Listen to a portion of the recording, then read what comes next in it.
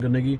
और फिर मुझे काफ़ी लोग ये पूछ रहे थे कि उबर की जो अकाउंट है वो कैसे बनता है। तो उबर अकाउंट बनाने का बहुत आसान सा तरीका है।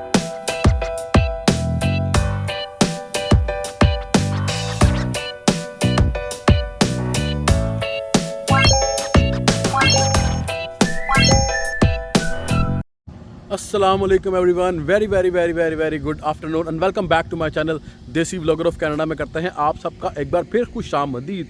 तो जनाब आज दिन है बड़ा सनी सा, गर्मी फिर वापस हो चुकी है। पिछले चंद दिनों में ठंड आ चुकी थी लेकिन फिर हल्की सी गर्मी वापस आ गई है।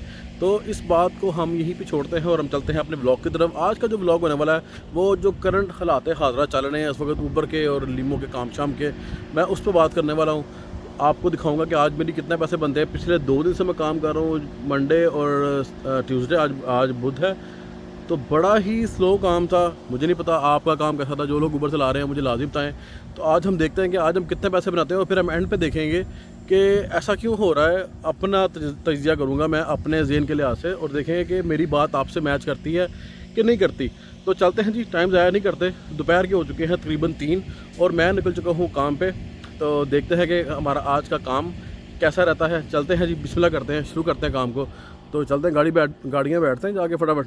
ले जी, बिस्मिल्लाह करते हैं गाड़ी में। अल्लाह अकबर जी, ले जी, बिस्मिल्लाह। उड़ी बाबा, उड़ी बाबा।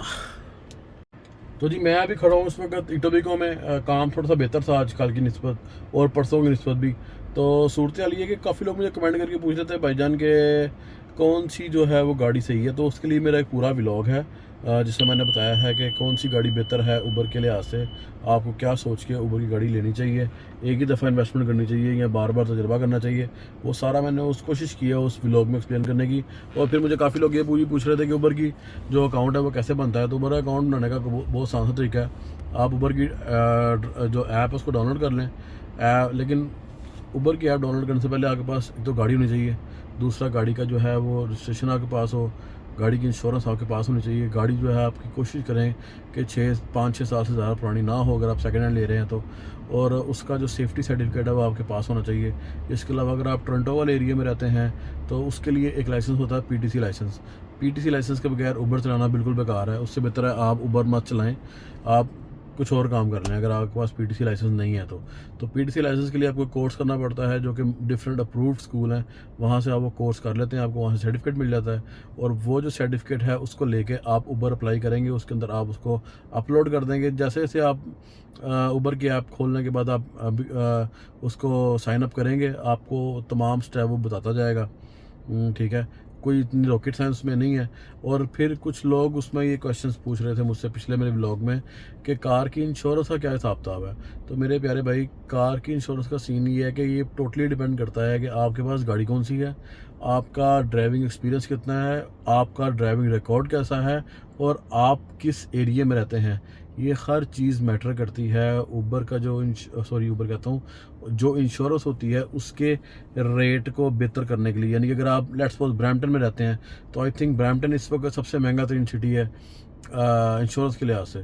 उसकी काफ़ी सारी वजूहत हैं, वो वजूहत आप टिकटॉक पे देख सकते होंगे कि वहाँ पे एक्सीडेंट की तादाद ज़्यादा है, वहाँ के जो ड्राइवर हैं वो ओवर स्पीडिंग ज़्यादा करते हैं, XYZ इस तरह की मिसालें आपको बेशुमार मिल जाएंगी जो कि किसी हद तक सच भी हैं।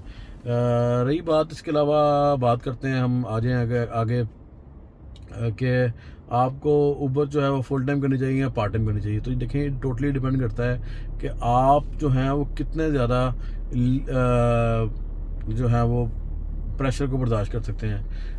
ट्रैफिक का प्रेशर भी होता है, वो सम टाइम घंटा घंटा हम ट्रैफिक में फंसे रहते हैं। तो अगर तो आप इन चीज़ों को बर्दाश्त कर सकते हैं तो आप फुल टाइम कर लें। अगर आप नहीं कर सकते तो फिर अपनी ज़रूरत के मुताबिक जो है आप उसको ऑन या ऑफ़ कर सकते हैं, उसमें कोई मज़ायका नहीं है। और इसके अलावा और मुझे चंद दिन पहले भी कोई क्वेश्चन आ रहा था उबर के बारे में कि कितनी गाड़ी चलती है डेली बेस पे।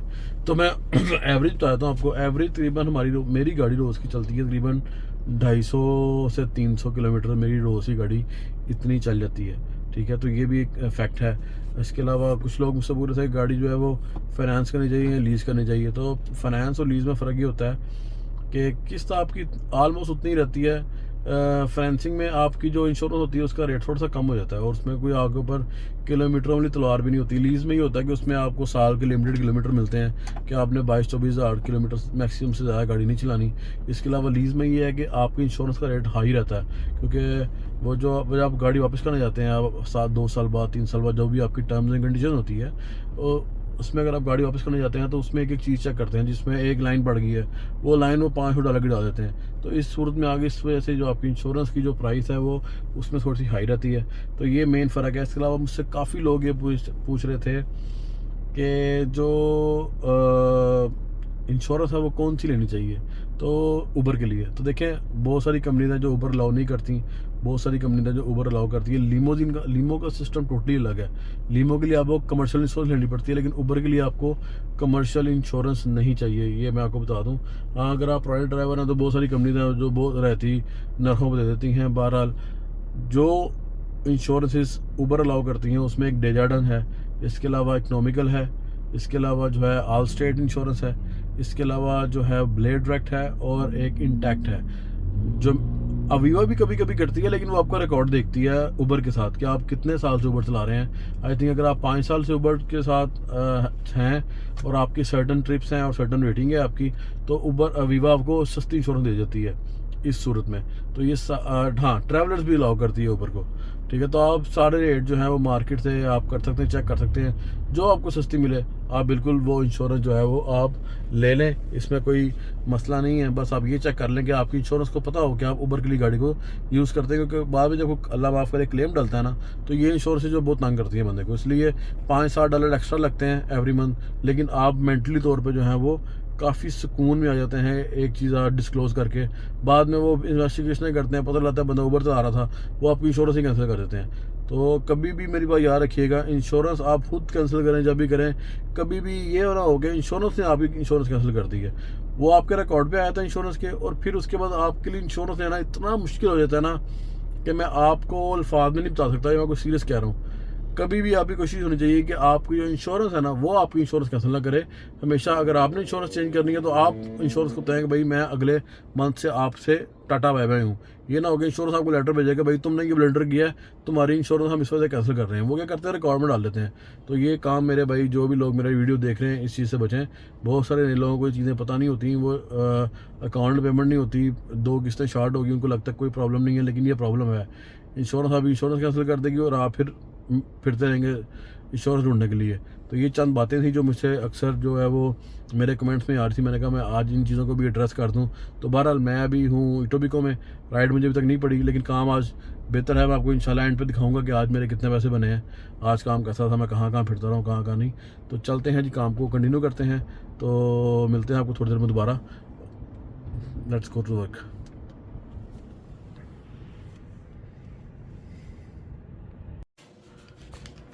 ले जी, रात के हो गया तकरीबन 11 बजने वाले हैं, तो मैं अभी घर आ चुका हूँ और काम जो है वो मैंने बंद कर दिया है।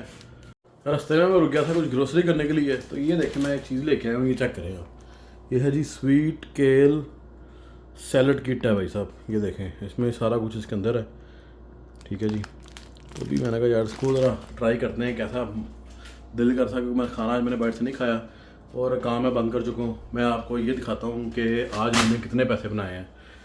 आज काम कल की निस्बत और 2 दिन पहले की निस्बत बेहतर था। अब ये हिसाब लगा लें, फिर भी 8 घंटे मैं कहता हूँ ठीक है भाई, मैं इसमें ये नहीं कह रहा कि बहुत अच्छा काम था, लेकिन बेहतर था।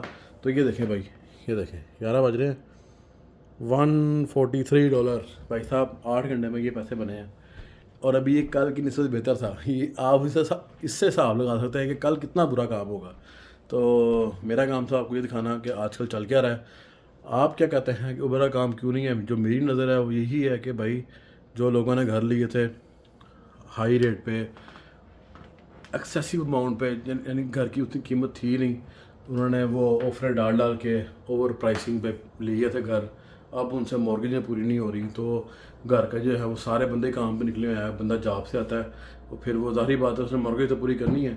तो जो मेरी नज़र है वो यही है कि भाई लोग जो है वो एक्स्ट्रा ऊपर पे आ गए हैं, इसलिए जो है वो उबर का काम इतना स्लो है। कस्टमर वही है, लेकिन जो उबर के जो लोग काम करने वाले हैं वो बढ़ गए हैं, तो इसलिए जो है वो काम डिवाइड ज़्यादा हो गया। ये है मेरा अपना नज़रिया। आप क्या कहते हैं इस बारे में, आप मुझे लाजमी कमेंट करके बताइएगा। तो इस व्लॉग को हम करते हैं यहीं पर ख़त्म। उम्मीद करता हूँ आपको जितनी भी इन्फॉर्मेशन आज दी है मैंने, आपको सुन के या समझ के कुछ आपको मज़ा आया होगा या आपको कुछ उससे फ़ायदा मिला होगा।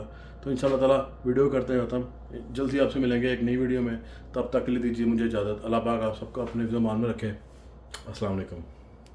तो ये सैलड निकाल लिया मैंने और ये देखें ये इसके अंदर निकले हैं भाईजान। ओहो ये क्या है, ये कुछ सीड्स हैं, पम्पकिन सीड्स हैं। साथ में क्या है, ये दोनों क्या है साथ में, वो लाल, और ये साथ में इसके है भाई ड्रेसिंग।